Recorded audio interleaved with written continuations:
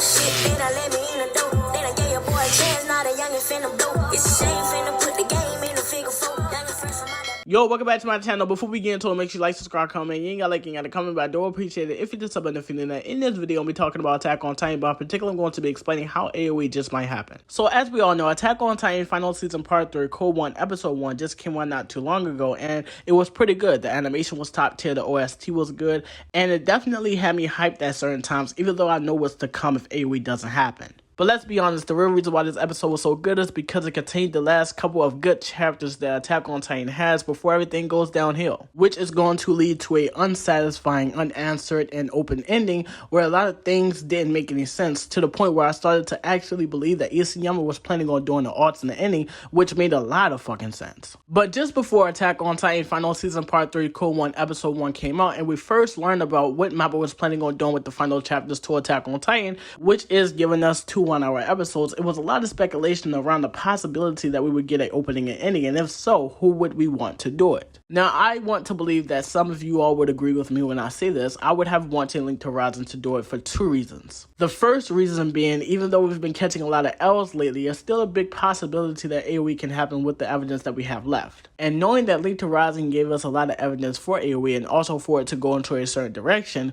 with them coming back, they would have definitely supplied us with a lot of fucking hopium. And the second reason is, knowing that Link to Horizon basically started with Attack on Titan, it just would have been poetic for them to come back and end with Attack on Titan. And who knows, that actually might end up happening for Core 2 if Mappa give a fuck enough. But as we all know, we ended up not getting an opening, but just getting an ending, and Sims were the ones who did it. Now, this ending is very interesting, all the way from the title of the song, to the lyrics, to the visuals, and finally, the cover art that they have for this particular song, which is called Under a Tree. Now, we all know that a lot of things happens under Eren's tree, such as Kid Eren waking up from memories that his future self has sent him, and then Locke, because Kid Eren would have definitely did something differently to change the future. Another thing is that Eren wakes up under his tree in the anime entirely different than what he does in the manga, which was our biggest proof for not only an AoE, but also that Attack on Titan has alternate timelines. As I once said before, in Chapter 138, Isayama shows us 2 different ways that Eren dies, basically giving us 2 different endings that pretty much led up to the same result, which is that Paradise Island got destroyed,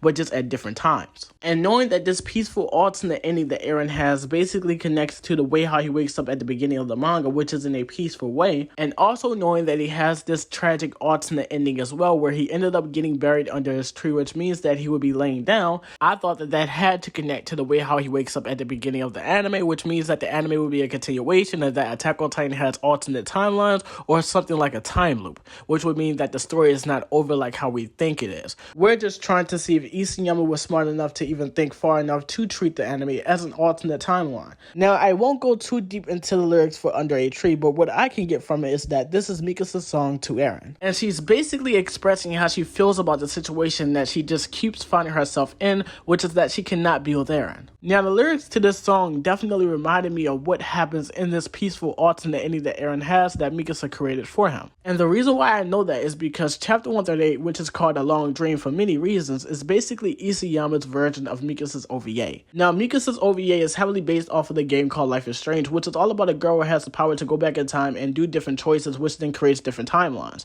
But she also has the power to jump between these different timelines anytime that she wants, as long as she has memories of them. It's very similar to what Mikasa did in Chapter 138. So somehow Mikasa ends up being put back in the position where Eren asks her, "What am I to you?" And because of her now having knowledge of the results of her choice as a family, that is what causes her to basically give Eren the third option, which is to run away and live out his last 4 years together.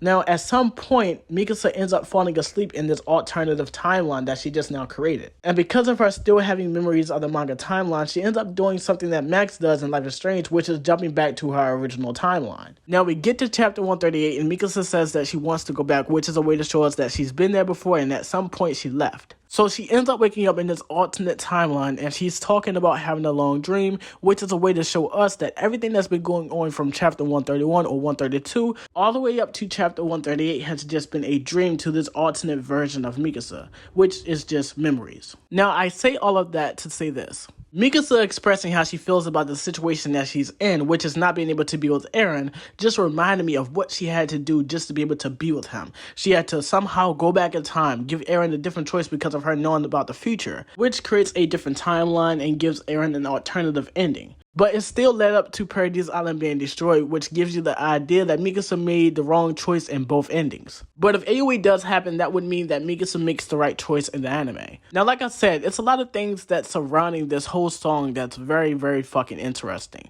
But the most interesting thing is the cover art that they did use for this specific song, which is Mikasa what it seems to be her being dead. Now, if Mikasa is dead in this cover art, and one way that we can confirm that is by looking at Isayama's trademark that he uses when he does kill off characters, which is them dying with their eyes and mouth open. Now, when a character doesn't truly die in Attack on Titan, they die with their eyes and mouth closed. Isayama did this with Eren and Ymir. Now, if Mikasa truly is dead in this cover art, this is another piece of evidence that foreshadows the death of Mikasa. You have her losing her shoe in the opening for Attack on Titan Season 2, just like how Faye and Kala did. In the manga version of Mikasa's OVA, you have Eren basically telling Mikasa that she's going to die by this great power one day, and this great power is something that's within Eren. You have two scarves in the outro for Attack on Titan Season 2, one being fully wrapped and the other not being wrapped and has blood on it, which is very similar to what's happening on the cover art for Under a Tree. And then you have Eren stepping on the butterfly, which could be symbolism for Ramsey, but knowing that Mikasa talks about a bird, a butterfly, my red scarf, and Under a Tree,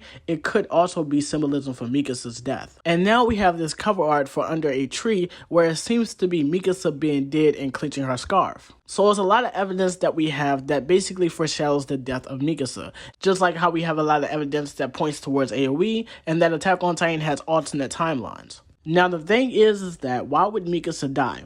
Well, this ties back to the theory that I made a while back of me explaining why Mikasa has to die once I learned about Isayama's biggest inspiration, which is Love Love, but more importantly, Isayama's biggest inspiration for the character of Mikasa, which is Sumika. So basically this phenomenon happened, which is something that you really can't understand or explain.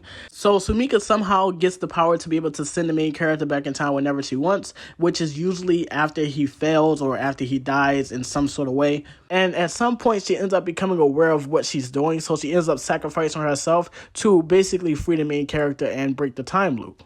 Now, I'm not saying that the exact same thing is happening with Mikasa, but definitely somewhere on the lines of that is what's happening with Mikasa. So if Mikasa does have this unexplained power to reset the time loop whenever she wants, which is usually after Eren dies, then it would make sense why she has to die and also why she would be dead in this cover art for Under a Tree. Now, the most important thing about this cover art is that Mikasa is dead without the scarf being wrapped around her, which is completely different from how she died in the ending to the manga. So I'm guessing that Mikasa being dead without the scarf being wrapped around her is symbolism for the time loop being broken. But either way you see it, this is very fucking interesting, especially because of how far we are into the anime. Like, we literally only have one episode left and we have a cover art of Mikasa being dead without the scarf being wrapped around her. So yes, it's definitely fucking interesting and I'm looking forward to see what happens.